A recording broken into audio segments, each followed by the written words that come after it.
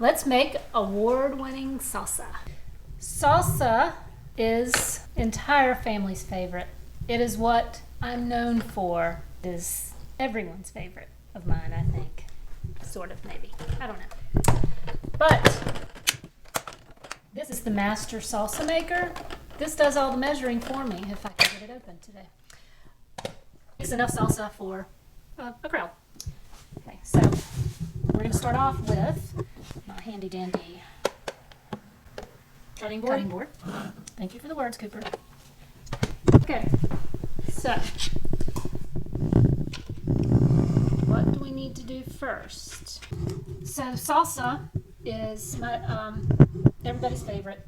Well, Cooper, he thinks that I need to tell the reason while I'm making my salsa, the reason for this YouTube channel. On September 13th, 2023, I had a heart attack. Well, not really a heart attack, because there's a difference between a heart attack and a sudden cardiac arrest. I had a sudden cardiac arrest. My heart went out of rhythm, and I went into ventricular fibrillation. That's the word. And then you died, the end. And I died.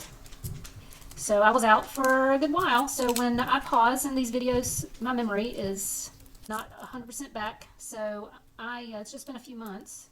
So I'm working on my memory, and so I lose words. I lose like chronological events. I have a hard time recalling, that kind of thing. So we're gonna put one clove of garlic. That's a huge, big clove of garlic. And I'm doing an onion. To get back to the story behind me dying, the reason that I'm doing the videos is that my kids, I'm only 51. I turned 51 a couple of days after I had my heart attack, or my SCA. My kids do not have any documentation other than a few recipes that I've written down.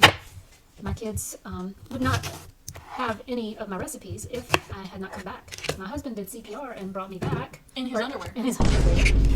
And the EMS had to come and put a defibrillator on me and actually got me back into rhythm. I now currently have a bar of soap and a stuff. bar of soap is what we call it. But I have a defibrillator in my chest now. And so I'm sporting that around to keep me alive. Or to start my heart back. Not really to keep me alive. You know what I mean. Okay, so I put in, I think I'm going to put in a half onion. So half onion, because that one's kind of small. Next is a handful of cilantro. I'll let you look and see how much. Oh, this much.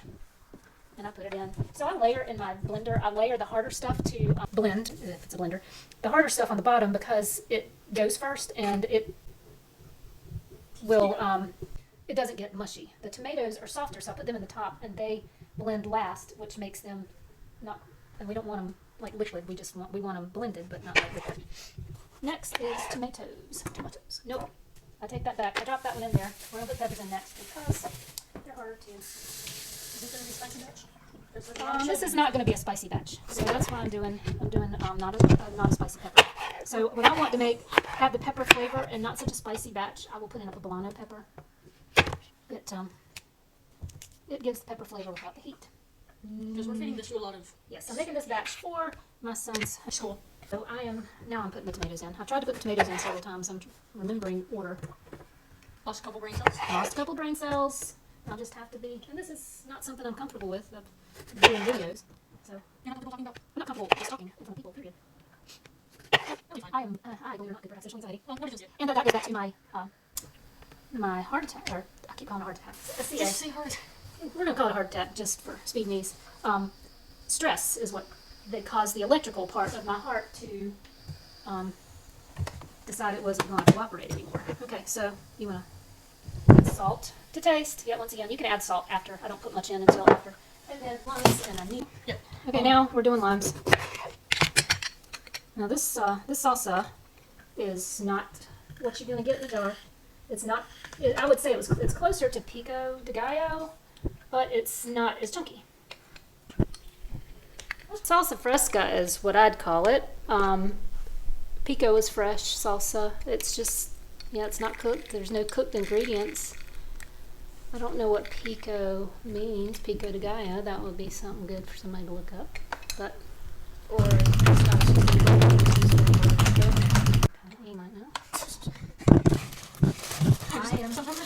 with my Spanish numbers. So, so far in my handy dandy little ninja blender, I've done one. Lime juice in my eye. Sorry, in my eye. I can edit that You know out. what pico de gallo means? What? No. Beak of a rooster. Beak of a rooster.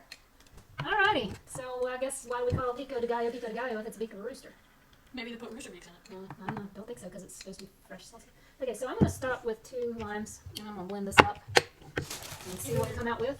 Either there's a deeper meaning to pico de gallo, or the Google translation is that, well,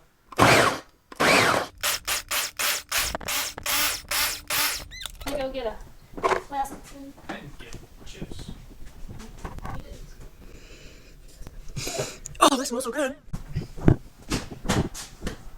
See what it tastes like. And before the video ends, if you want to make the salsa hotter, you can throw in a couple of these haughty jalapigos, and that's probably enough to nuke China. Bye. Subscribe or he'll shoot. Please do it.